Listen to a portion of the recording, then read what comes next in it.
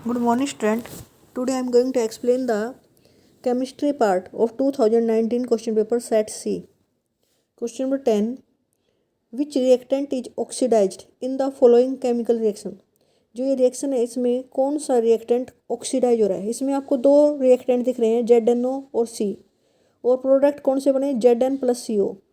जो रिएक्टेंट है इसमें से कौन सा ऑक्सीडाइज हो रहा है, किसके साथ ऑक्सीजन ऐड होगी?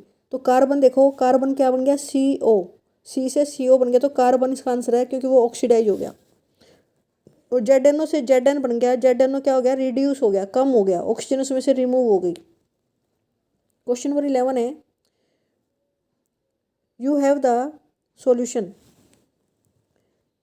A, B and C whose value is 2, 7 and 11 respectively. Out of above solutions which solution is neutral? आपने देखा इसमें A, B और C सबका pH दे रखा है 2, 7, 11। 7 क्या होता है? न्यूट्रल होता है, और 7 से नीचे एसिडिक और 7 से ऊपर बेसिक। अगर इसने क्वेश्चन में न्यूट्रल वर्ड पूछ लिया, इट मीन्स जिसका pH 7 है, तो B आ गया, इसका आंसर क्या है? B। क्वेश्चन नंबर 12 है, element M form A chloride with MCl4। अगर MCl4 है तो इसकी वैलेंसी, ऐसा एलिमेंट देखना है M के प्लेस पे जिसकी वैलेंसी 4 हो। अब सिलिकॉन इसकी वैलेंसी 4 होती है, एल्यूमिनियम की 3 होती है, सोडियम की 1 होती है, मैग्नीशियम की 2। एटॉमिक नंबर पता होगा तो आप आराम से इनकी वैलेंसी निकाल सकते हो। तो सिलिकॉन की जो वैलेंसी 4 होता है वो M के प्लेस पे क्या आएगा? सिलिकॉन। तो इसका आंसर है सिलिकॉन, SI। क्वेश्चन नंबर 13 है, what do you mean by combination reaction? Give one example. Combination means combine करे जो। Those chemical reaction in which 2 और more substance combine to form a single substance, जिसमें 2 या 2 से अधिक पदार्थ जुड़कर एक बन जाते हैं, उसे बोलते हैं combination reaction. For example CaO, चूना, इसमें अगर पानी डाल दें जिसे सफ़ेदी करते हैं तो क्या बन जाता है? Calcium hydroxide, CaOH2। Select lime भी बोलते हैं, कैल्शियम हाइड्रोक्साइड का दूसरा नाम है सेलेक्ट लाइम। प्लस हीट, और इसमें बहुत ज़्यादा मात्रा में हीट निकलती है, ये एक एक्जोथर्मिक रिएक्शन भी है। ये reaction in which heat release in large amount, जिसमें हीट बहुत ज़्यादा मात्रा में निकले से बोलते हैं एक्जोथर्मिक रिएक्शन। तो ये एक्जोथर्मिक रिएक्शन का भी एग्जाम्पल है। जब इसमें चूने में पानी डालते हैं, कैल्शियम ऑक्साइड में पानी डालते हैं तो कैल्शियम हाइड्रोक्साइड बनता है और बहुत सारी हीट निकलती है, due to which it is exothermic reaction. और इसे कॉम्बिनेशन रिएक्शन क्यों बोल रहे हैं? दो चीज़ मिलकर एक बन गई, कैल्शियम ऑक्साइड और वाटर मिलकर क्या बन गया? Calcium hydroxide. In this reaction calcium oxide and water react to form single product calcium hydroxide. Next question है 14th, what is the chemical formula of washing soda? Give chemical equation used in its preparation. आप जब इसे बनाओगे तो कौन सी equation लिखनी पड़ेगी आपको? तो सबसे पहले तो आपको इसका वॉशिंग सोडे का फॉर्मूला आना चाहिए। क्या है इसका? Na2CO3.10H2। ये मैंने बोर्ड पे भी लिखवाया था। वॉशिंग सोडे का फॉर्मूला क्या था? Na2CO3.10H2। अब ये बनता कैसे है? सबसे पहले कहाँ से शुरू करें इसे? सोडियम हाइड्रोजन कार्बोनेट से, NaHCO3। सोडियम हाइड्रोजन कार्बोनेट, जिसे सोडियम बाइकार्बोनेट भी बोलते हैं, जब उसे गर्म करते हैं तो सोडियम कार्बोनेट Na2CO3 वाटर और CO2 गैस, उसमें से क्या क्या अलग हो जाता है? सोडियम कार्बोनेट सॉलिड फॉर्म में, और H2O लिक्विड फॉर्म में, और CO2 गैस फॉर्म में। ये तीन चीज़ें निकलती हैं।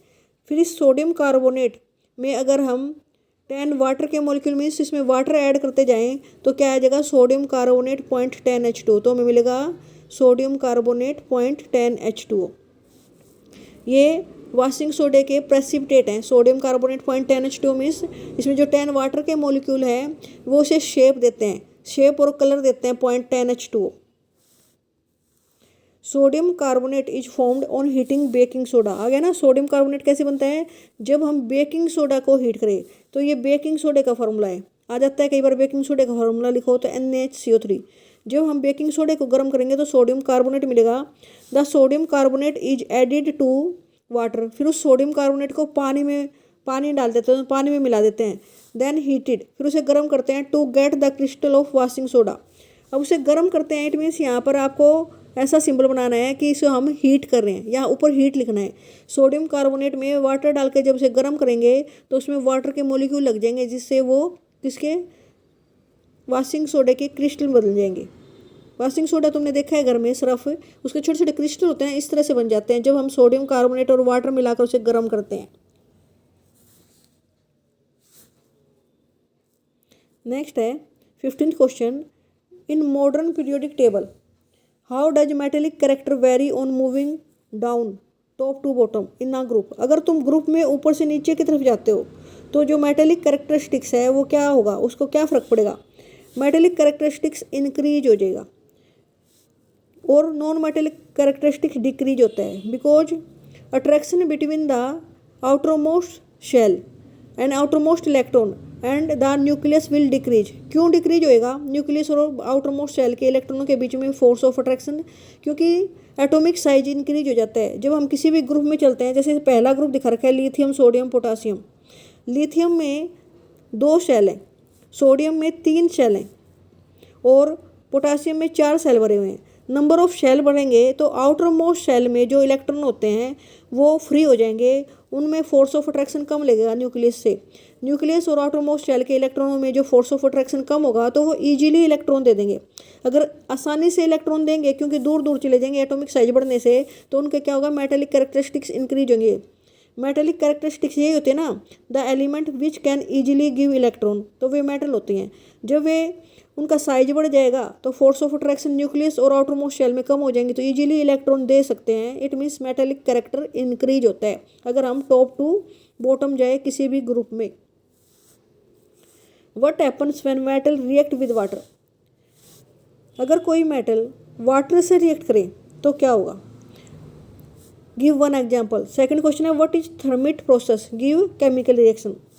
फर्स्ट है मेटल जब किसी वाटर से रिएक्ट करती है टू मेक मेटल हाइड्रोक्साइड, और ऐसा सब नहीं करती कि मेटल के ऑक्साइड या मेटल के हाइड्रोक्साइड, कुछ मेटल लेस रिएक्टिव होती है। आपने रिएक्टिविटी सीरीज पढ़ी थी, जो मेटल अच्छी ज़्यादा रिएक्टिव होती है वो वाटर से रिएक्ट कर जाती हैं और क्या बनाती है, या तो मेटल के हाइड्रोक्साइड या मेटल के oxide, and hydrogen gas is produce, और उसमें हाइड्रोजन गैस निकलती है।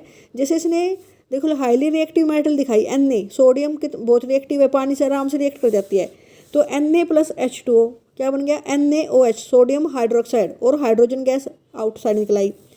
Highly reactive metal react even with cold water, जो ज़्यादा रिएक्टिव मेटल होंगी वो तो कोल्ड वाटर से भी रिएक्ट कर जाएंगी, और जो लेस रिएक्टिव होंगी वो या तो गर्म पानी से रिएक्ट करेंगी, हॉट वाटर से या स्टीम से। हाईली रिएक्टिव जैसे सोडियम है, पोटासियम है, तो कोल्ड वाटर से भी रिएक्ट कर जाएंगी और मेटल के हाइड्रोक्साइड या मेटल के ऑक्साइड बनाएंगी। लेकिन जो लेस रिएक्टिव मेटल हैं उनको लिए या तो गर्म पानी चाहिएगा या स्टीम या भाप, तो फिर वो मेटल के ऑक्साइड्स बनाती हैं। क्या बनाती है, मेटल के हाइड्रोक्साइड या मेटल के ऑक्साइड। हाइड्रोक्साइड में से जिसमें OH लग रहा हो, ऑक्साइड में से जिसमें O लग रहा हो, ये मेटल के ऑक्साइड या मेटल के हाइड्रोक्साइड कहलाते हैं। जिनके आगे जैसे मान लो मैंने लिखा Na2O, तो ये मेटल का ऑक्साइड कहलाएगा, सोडियम मेटल का ऑक्साइड। अगर मैं लिखती हूँ NaOH, ये मेटल का क्या है, हाइड्रोक्साइड। ये फ़र्क होता है मेटल, जब ये वाटर से रिएक्ट करती हैं या तो मेटल के ऑक्साइड बनाती है या मेटल के हाइड्रोक्साइड बनाती हैं। जो ज़्यादा रिएक्टिव मेटल होती हैं वे तो ठंडे पानी से भी रिएक्ट कर जाती हैं। जो कम रिएक्टिव होती हैं या तो वो हॉट वाटर से रिएक्ट करेंगी या फिर स्टीम भाप से रिएक्ट करेंगी, तभी ये मेटल के ऑक्साइड या हाइड्रोक्साइड बनाएंगी। नेक्स्ट क्वेश्चन है थर्मिट रिएक्शन। अब थर्मिट रिएक्शन क्या होती है, thermite process is a highly exothermic process. इसे आप एक्जियोथर्मिक रिएक्शन आ जाए तो उसमें भी लिख सकते हो। एक्जियोथर्मिक होता है जिसमें हीट बहुत ज़्यादा मात्रा में निकले। In this process aluminium is used, इसमें एल्यूमिनियम का प्रयोग किया जाता है as reducing agent which reduce iron oxide. इसमें हम क्या लेते हैं, Fe2O3 सॉलिड फॉर्म में लेते हैं और एल्यूमिनियम यूज करते हैं। एल्यूमिनियम उसमें सॉलिड फॉर्म में डालकर उनको दोनों को गर्म करते हैं। यहाँ लिखना है हीट। जब हम एरो लगाते हैं तो एरो के ऊपर ऐसे हीट लिख देते हैं कि इसे गर्म कर रहे हैं हम, या हीट लिख दो या ऐसा सिंबल बना दो, इसका मतलब गर्म करना। इसमें हम आयरन ऑक्साइड प्लस एल्यूमिनियम लेकर उसे गर्म करते हैं। तो जो एल्यूमिनियम है ये बहुत ज़्यादा रिएक्टिव होता है आयरन से, तो क्या बनेगा, एल्यूमिनियम Fe2O3 की प्लेस पर चला जाएगा, Fe की जगह पर Al2O3 बन जाएगा, एल्यूमिनियम ऑक्साइड। इसने जो एल्यूमिनियम है उसने आयरन को डिस्प्लेस कर दिया इसके प्लेस से और एल्यूमिनियम ऑक्साइड बन गया, और Fe क्या होगा, इससे अलग बाहर निकलाएगा। जैसे हमने आयरन कॉपर सल्फेट के सॉल्यूशन में डाल के दिखाया था ना आपको, वो तो सॉल्यूशन था। ये दोनों सॉलिड फॉर्म में रखे जाते हैं, फिर इन्हें गर्म किया जाता है। जब इन्हें गर्म करते हैं तो बहुत ज़्यादा मात्रा में हीट निकलती है और एल्यूमिनियम के कहाँ चला जाएगा, इसकी जगह पर Al2O3 और Fe। जो आयरन अलग हुआ है इसमें इतना ज़्यादा हीट निकलती है कि जो आयरन है ना पिघले हुए रूप में निकलेगा। आयरन इतनी ज़्यादा हीट निकलेगी जो विच bring iron in its molten state. Molten state means जो आयरन बाहर आ रहा है वो लिक्विड फॉर्म में बाहर आएगा। समझ रहे हो इसमें कैसे किया हमने, आयरन ऑक्साइड लिया, एल्यूमिनियम लिया, दोनों सॉलिड फॉर्म में लेकर उसे गर्म किया तो एल्यूमिनियम ऑक्साइड बन गया और जो आयरन अलग हुआ वो किस में निकला, मोल्टन स्टेट्स में, लिक्विड फॉर्म में। और इसका प्रयोग कहाँ होता है थर्मल रिएक्शन का, तुमने रेल की जो ट्रैक देखे होंगे, this process is use to join the broken railway track and girder. बड़े बड़े लोहे के गाटर जो होते हैं पुल बनाने के काम आते हैं, उनको जोड़ने के लिए इस रिएक्शन का प्रयोग होता है। या जो रेल की लाइन है ना, रेल की पटड़ी वो टूट जाती हैं तो उनके बीच में उनको भरने के लिए मोल्टन आयरन पिघला हुआ लोहा चाहिए होता है। तो आयरन ऑक्साइड लेकर और एल्यूमिनियम लेकर दोनों को गर्म करते हैं, जिससे एल्यूमिनियम ऑक्साइड बनेगा सॉलिड फॉर्म में और जो आयरन बाहर निकलेगा वो लिक्विड फॉर्म में निकलेगा, जिससे वो उसके क्रैक के बीच में डालकर उसे जोड़ दिया जाता है। इसे थर्मिट प्रोसेस बोलते हैं। इंपॉर्टेंट है ये भी काफ़ी। ओके स्टूडेंट, आज हम इतना ही पढ़ेंगे, इसे आप अच्छी तरह से लिख कर प्रैक्टिस करना।